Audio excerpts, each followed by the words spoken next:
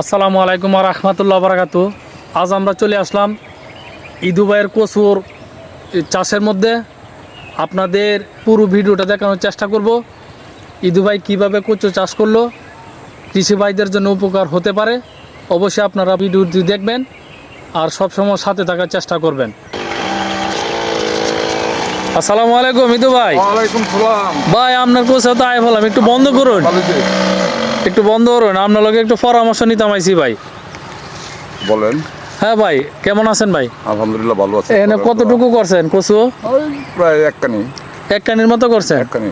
কচু ফলন কি রকম হয়েছে আপনি কি মনে করেন? আলহামদুলিল্লাহ ভালো। এই কচুটা এমনি কচুর কোনো জাত আছে?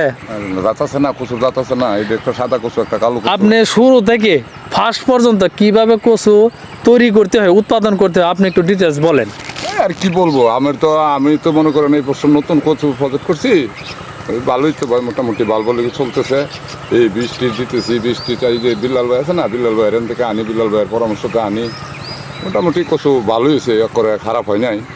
এরপর আজকে আসছি, বীজ দিতাম, বীজ দেওয়া আসার পরে তুমি যে কীভাবে শুনে আবার আইলে আমার প্রজেক্টে। লাগ আলহামদুলিল্লাহ ভালো আছে। অসংখ্য ধন্যবাদ ইদু ভাইকে। আচ্ছা ভাই, এটা কচুর কোনো জাত আছে?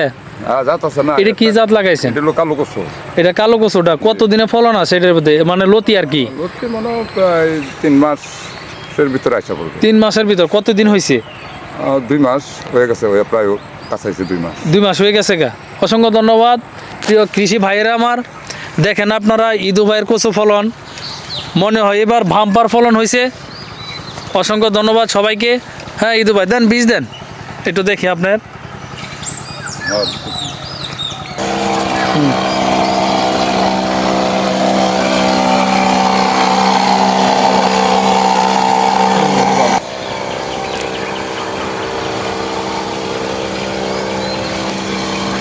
জোরে কথা কোনটা?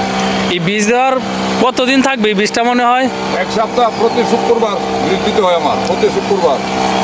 প্রতি শুক্রবার দেন? প্রতি শুক্রবারে বীজ দিতে হয়। অসংখ্য ধন্যবাদ আপনাকে ভাই এতটুকু সময় দেওয়ার জন্য।